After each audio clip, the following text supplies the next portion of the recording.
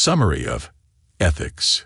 Explore God, reason, and the human spirit in this great work by Baruch Spinoza, written and narrated by JANKY Mind. Introduction. Spinoza's Ethics is a groundbreaking work of philosophy that challenged the prevailing views on God, religion, and nature. It was one of the only 2 books he published, and the other one was anonymous. His book sparked controversy and debate among his contemporaries and later thinkers. It also laid the foundations for Western mysticism and spirituality that continue to influence us today. Spinoza is more than just a puzzling philosopher. His life and work are both remarkable and inspiring. He faced harsh criticism and accusations of heresy from all sides for his original and radical ideas. Spinoza was born in 1632 to Sephardic Jewish immigrants who escaped from Portugal after being expelled in 1492. They became merchants in the Netherlands, but Spinoza did not fit in with either the Dutch society or the Jewish community. He was excommunicated from his faith at the young age of 23, probably because of a family business dispute after his father's death. This left him isolated from his relatives, his religion, his culture, and his profession. He did not let this stop him from creating a unique philosophy. He worked hard as a lens grinder, making glass lenses for the growing telescope and microscope industries. He wrote ethics in the form of a mathematical proof, using geometry and logic to support his arguments. He died the same year his book was published, suffering from a lung disease caused by inhaling the glass dust from his work. Some people find his book boring and dry, but others see it as a beautiful and moving expression of his quest for truth and the nature of reality.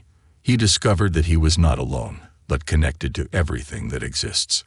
This summary is for you if you want to learn more about the origins of Western mysticism, the foundations of modern thought, or the brilliant minds of history that changed how we view the world. We will explore some of Spinoza's key insights and show how they still have a deep impact on our thinking today. Chapter 1. On God. Definitions, axioms, propositions. What is the meaning of life? This question has puzzled philosophers since ancient times. Many of them looked for answers in religion and the worship of one or more gods. They try to understand and please the gods, especially when natural disasters seem to show their anger.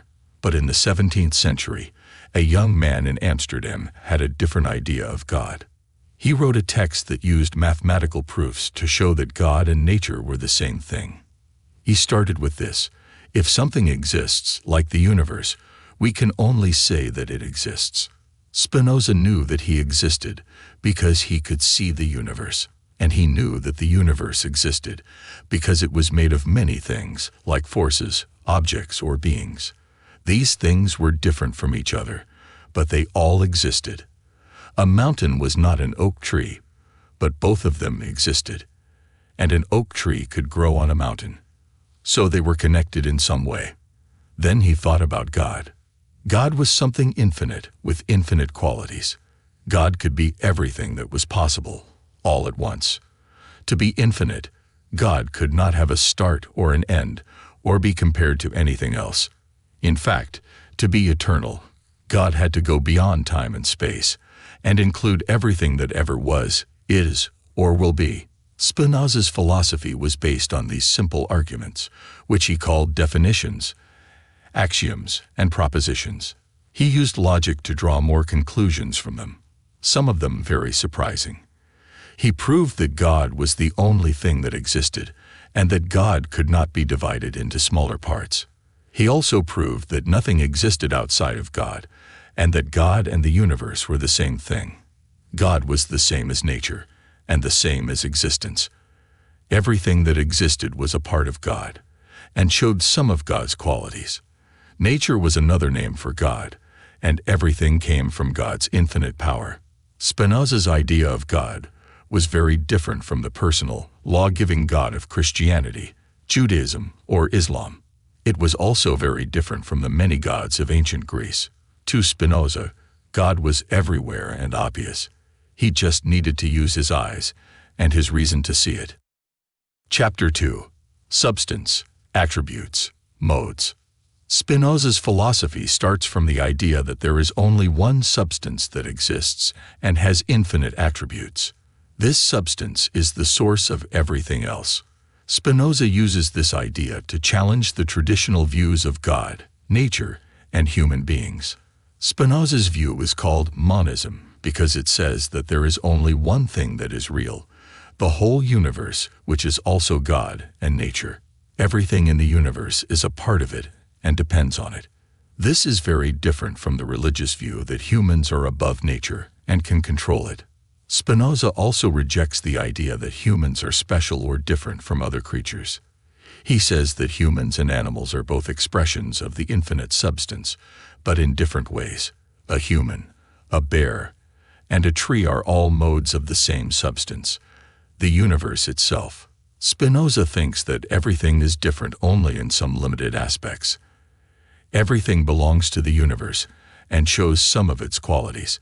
This idea influenced many later philosophers, such as the German pantheists and the poet Goethe. Spinoza also explores the implications of his view for our understanding of reality. He says that nature has infinite attributes, which means that there are infinite ways to perceive and experience it. He focuses on the senses, which are the main way we interact with the world. Spinoza does not agree with the religious view that we should ignore or avoid the pleasures and pains of life. He thinks that they are ways to experience the attributes of the universe, which are infinite and diverse. He also thinks that reason and science can help us discover more about these attributes, and thus about the nature of reality. Spinoza gives an example of music, which is composed of different elements, such as notes, chords, and beats, that are separate, but together make the music. He says that everything in nature is like that, an expression of some of the infinite attributes of the substance, and that we can learn more about them by observing them. He thinks that every cloud, frog, or grass is a way for the substance to express itself. Spinoza's philosophy is very radical and original. It puts humans back into the natural world and shows that everything is connected and part of the same reality. Some later thinkers saw his work as a kind of early environmentalism that respects and values nature. But Spinoza has more to say about other topics, such as God, freedom, and ethics. Chapter 3. Beyond Duality. Many philosophers have wondered about the relation between the mind and the body. Is the mind a separate thing from the body, or are they the same? This question has been debated for a long time. For example, Plato compared the mind to a driver who controls two horses, one rational and one irrational. Descartes thought that the mind was a non-physical substance, while the body was a physical machine. This view was very common in Western philosophy for a long time. But Spinoza had a very different view.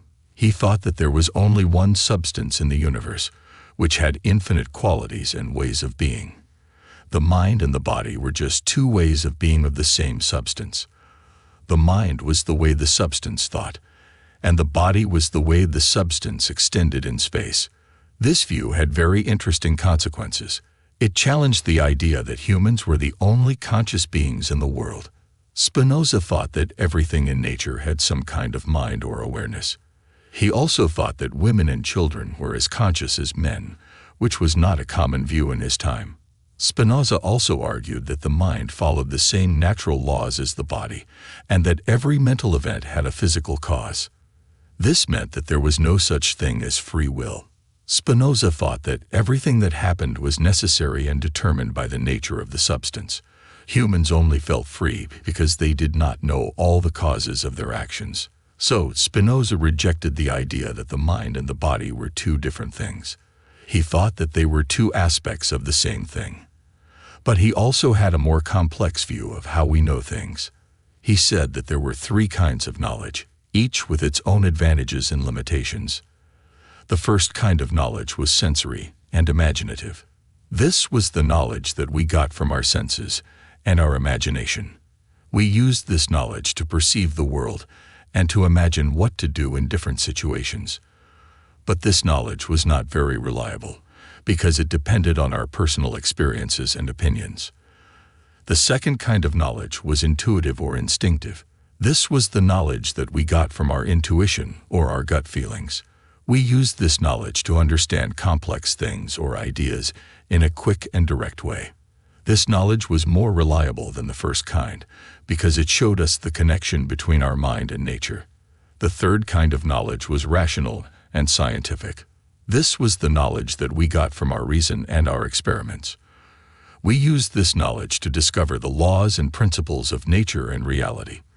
This knowledge was the most reliable and the most valuable because it brought us closer to the substance that was the source of everything. Chapter 4. A New Rationality. We have followed Spinoza's logical steps to reach some amazing conclusions about the nature of reality. Now we will see how he applies his logic to the human mind and emotions. His ideas are very advanced and original for his time. Spinoza thinks that human suffering comes from not understanding things clearly. When people only rely on their senses or their imagination, they feel strong emotions like fear, sadness, or anger. These emotions stop them from using their reason to see the bigger picture, which is more positive and healing. The bigger picture is what Spinoza calls rational knowledge.